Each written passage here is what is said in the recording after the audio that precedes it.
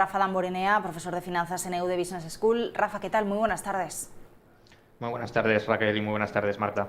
Bueno, ¿cómo has visto este inicio de semana en los mercados en general? Sobre todo veíamos ahora cómo algunos índices en Europa intentan subir, el IBEX 35 ahí que intenta irse a verde, el DAX alemán que también lo estaba intentando, ahora mismo se ha quedado plano y bueno, pues en una jornada un poquito más tranquila en cuanto a referencias macro, en cuanto a resultados, pero bueno, también con varios elementos.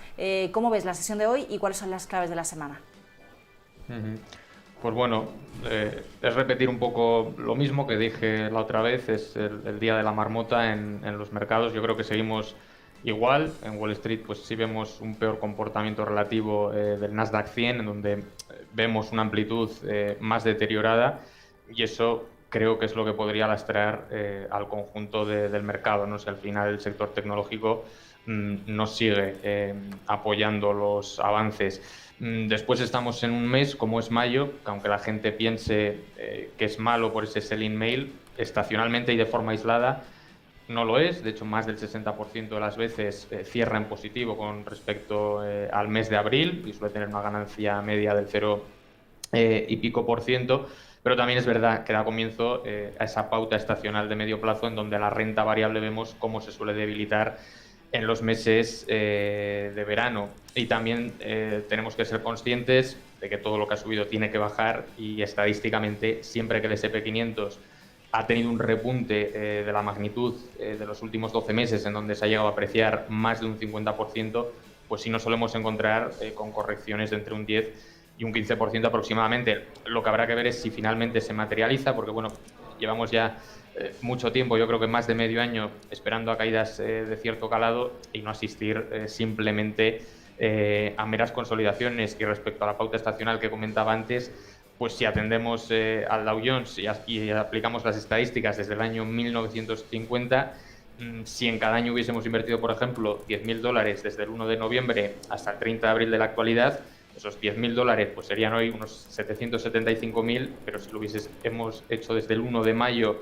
hasta el día de Halloween, se habría perdido bastante dinero por el camino. Entonces es un mes que de forma aislada no es malo, pero sí da comienzo a esa pauta estacional de medio plazo, pues que podría lastrar a la renta variable, ¿no?, en los próximos meses. Y Rafa, bueno, empezando por Wall Street, que acaba de abrir las puertas, luego ya pasamos al resto de protagonistas. Bueno, sí que es cierto que estamos viendo a los principales índices amanecer con caídas no muy voluminosas, pero bueno, sé que están todos más o menos en torno al medio punto porcentual aproximadamente, pero hay una protagonista indiscutible en el lado de las alzas hoy, que es AT&T. Después de ya confirmar esa operación de fusión con Discovery, la tenemos ya subiendo más de un 4%. Es realmente una noticia clave cuando hablamos del sector del mercado del streaming, porque al final es una compañía que va a tener músculo suficiente para rivalizar con gigantes de la talla de Netflix, de Disney, y de hecho pues se calcula que más o menos va a tener un valor de mercado de unos 150.000 millones de dólares. ¿Podemos considerar esto como un revulsivo, por ejemplo, que pueda suponer un atractivo de cara a entrar en AT&T, de cara a tener pues más en consideración esta compañía, que quizás en España pues no la tenemos tanto en el punto de mira como otras gigantes?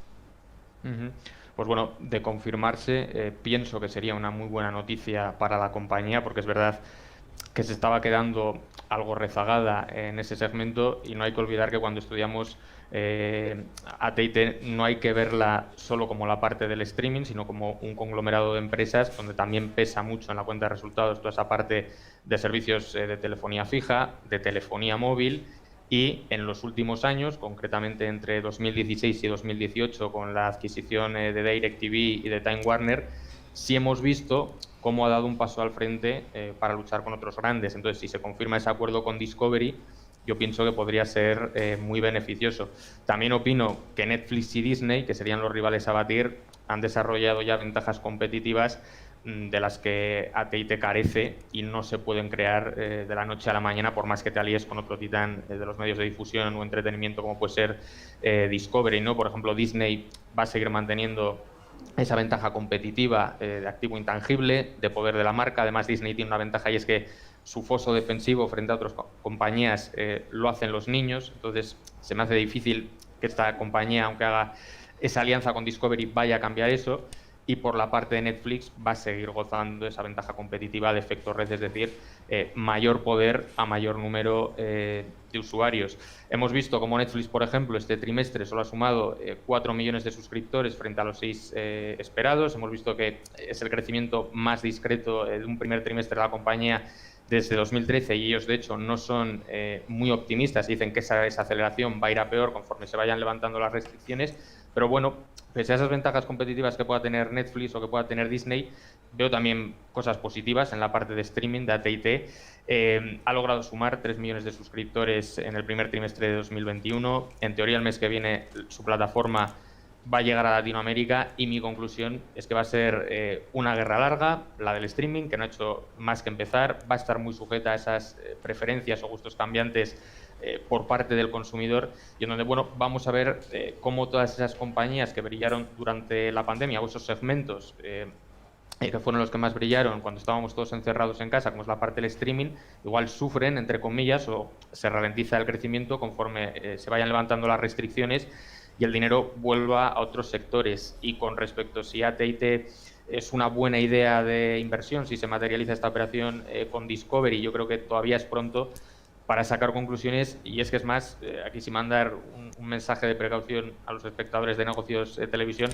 no son compañías comparables entre sí, es decir, Disney se va a ver beneficiada con la reapertura de parques, ha visto ya cómo abre su parque Disney original, ha visto también cómo abre el parque que tiene en California, falta todavía por reactivar, por ejemplo, la parte de cruceros, y luego tiene otra parte de streaming que es muy importante, pero lo que mayor aporta a la cuenta de resultados es otra. En Netflix, si vemos pues, que su actividad recurrente es 100% el streaming, pero en el caso de AT&T esta operación puede venir muy bien, pero no olvidemos que eso todavía es una pequeña porción de la cuenta de resultados y que va a seguir pesando mucho la parte de telefonía fija y telefonía móvil. Entonces, con esto quiero decir que precaución con invertir a golpe de rumores, vamos a ver si se confirma la operación, vamos a seguir la evolución de la compañía y sobre todo no meternos a invertir en una compañía sin saber cuánto aporta un determinado segmento a la cuenta de resultados.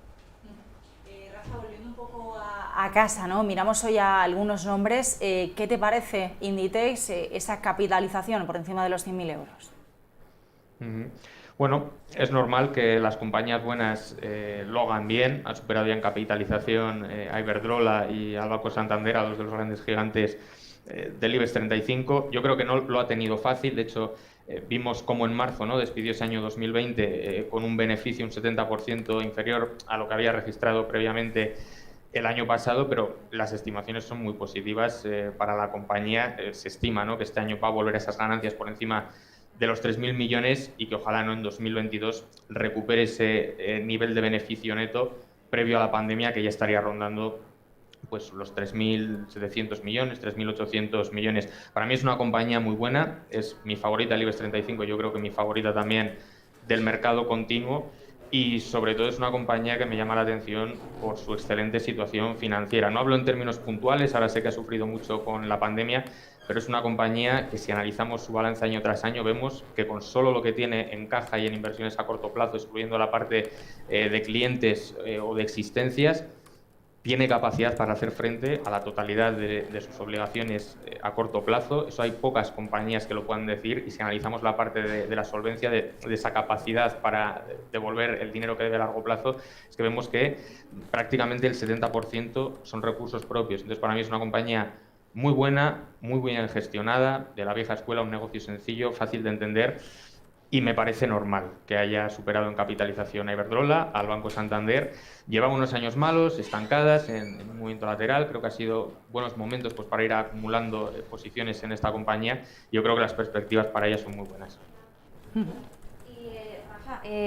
También en el lado europeo, hoy el protagonismo, sobre todo el foco, ha estado puesto en esos resultados de Ryanair. Como siempre, estábamos expectantes a lo que pudiera decir su CEO, Michael O'Leary, porque al final siempre pues nos deja alguna de sus perlitas, ¿no?, durante la presentación de resultados. Bueno, en este caso ha cargado contra Boeing y le ha dado un poquito el toque de atención por no recibir a tiempo uno de los 737 MAX que tenían cargados, pero al final estamos hablando de un sector crucial, un sector que ha sufrido muchísimo pues el impacto negativo de la pandemia, y no sabemos muy bien con qué mensaje se está intentando quedar el mercado cada vez que una de estas aerolíneas publica sus cuentas del ejercicio fiscal, ¿no? En este caso, Ryanair se ha notado unas pérdidas de 800 millones que contrastan radicalmente con la ganancia de 1.000 millones que se notaba hace un año. Las perspectivas, bueno, no sabemos muy bien cómo tomárnoslas, porque al final parece que ha intentado también medir bastante sus palabras, ¿no? De cara a reflejar algo de optimismo de cara a los próximos meses. Sí, efectivamente, es un poco lo que has comentado, esas pérdidas pues, de más 800 millones de euros, ¿no? Ya has dicho, pues hace justo un año estaban reflejando unos beneficios de más de 1.000 millones. Los titulares son muy dramáticos, pero yo creo que esto ya estaba descontado por el mercado. Son los primeros números rojos que presenta pues, desde la crisis financiera, ¿no? de 2009. Son los peores resultados también de su historia. Y bueno, es normal que estas restricciones a la movilidad pues, que ha impuesto la pandemia haya supuesto esa caída del 81% de la facturación, y de ahí que los resultados hayan sido tan malos. ¿Motivos para la esperanza? Pues bueno, ellos sí ven señales claras, ¿no? de una fuerte recuperación gracias al avance de la vacunación en Europa. Yo creo que eso es positivo. Han dado unas cifras que no sé si son demasiado optimistas, porque prevén transportar en el nuevo ejercicio fiscal entre 80 y 120 millones de pasajeros. Yo creo que si alcanzan esas cifras se concentrará sobre todo en los meses de entre octubre de este año y marzo del que viene, cuando ya en teoría hayamos alcanzado esa inmunidad de grupo y se levanten completamente las restricciones. Y bueno, desde el punto de vista inversor, siempre lo comento con las aerolíneas, a mí no me gustan mucho, igual que no me gustan mucho los bancos o las petroleras, pero es verdad que si tuviese que tener una aerolínea en cartera, sí o sí, porque me obligan, pues probablemente Ryanair sería de las favoritas, ¿no? Entre las aerolíneas. Yo creo que es de las mejor posicionadas en un sector donde ya no prima tanto la calidad o el lujo que nos podemos encontrar a bordo, sino simplemente pagar lo menos posible para viajar. Y como has dicho, pues su CEO ha dicho que se podrían encarecer los billetes en 2022, ¿no? Debido a que esa oferta de asientos va a caer en torno a un 25% respecto a los niveles prepandemia. Y bueno, vamos a tener un colapso en las aerolíneas, entre comillas, y van a ver reducidas sus operaciones, pero el mensaje que ha mandado el CEO es que se van a seguir ofreciendo vuelos baratos una vez recuperada la normalidad. ¿Cuál es el problema para el inversor? Pues tengo ahora mismo el gráfico aquí delante. Se ha revalorizado más de un 100% desde los mínimos de marzo y vuelve a estar cerca de sus máximos históricos. Entonces, gran parte de todo esto ya está descontado en el precio. Me parece un buen valor para el que quiera hacer trading en tendencia, pero ahora mismo me parece mal para el que no lo tenga en cartera y la quiera incorporar, porque no va a invertir con un margen de seguridad adecuado, porque precisamente ya hemos comentado que todo esto está muy descontado, no solo en Ryanair, sino en la mayor parte de las aerolíneas. Rápidamente, pero queríamos preguntarte también por el ascenso, por la subida en el oro. Bueno, con el tema del oro también lo suelo comentar. Tiene un componente de materia prima, pero también influyen mucho los tipos de interés reales, especialmente en Estados Unidos, y hemos visto, ¿no?, cómo desde finales de 2020 hasta ahora, hasta principios de 2021, ha habido un alza en los tipos nominales. También históricamente ha funcionado bien en escenarios de inflación desbocada, como por ejemplo fue la década de los 70. Ahora a mucha gente le preocupa ese escenario de elevada inflación. De hecho, tenemos la inflación en máximos desde 2008 y con una Reserva Federal que ya ha dicho que no le preocupa lo más mínimo y que de momento no va a hacer nada por controlarla. Y de hecho, si excluimos la energía, es decir, nos quedamos solo con la inflación subyacente, vemos que el aumento anual ha sido el 3%, que bueno, ya es considerable, ¿no?, del entorno de baja inflación en el que veníamos. Yo pienso que todavía no estamos en niveles peligrosos, que hay que poner este repunte de la inflación en contexto, pues porque ya hemos hablado en alguna ocasión de esa escasez de los semiconductores y cómo esto va a impactar, o está impactando ya, en el precio de los vehículos. Pero bueno, sin duda, ante un escenario de posible inflación, el oro pues es de las materias primas más beneficiadas en este sentido. De ahí esa evolución favorable que ha tenido en los últimos 2 meses. Y de hecho, si analizamos las materias primas por un lado y el oro de forma aislada y hacemos un estudio de esa correlación entre la beta que tienen ligada a la inflación, vemos que en el caso de las materias primas y el oro es muy superior a otros activos que históricamente dicen que también funcionan bien, como son el inmobiliario o los bonos ligados a la inflación. Entonces, me parecen normales estos repuntes del oro. Creo que ha tenido unos muy buenos meses en los que ha ido cayendo para ir tomando posiciones paulatinamente, pero como he comentado en alguna ocasión, tener una visión global, no estudiar el oro de forma aislada, no hay que entenderlo como un activo refugio, depósito de valor, sino, bueno, es un activo que juega un papel en nuestra cartera y hay que entenderlo dentro de una estrategia en combinación con otra serie de activos y, por supuesto, siempre pues con una visión de largo plazo.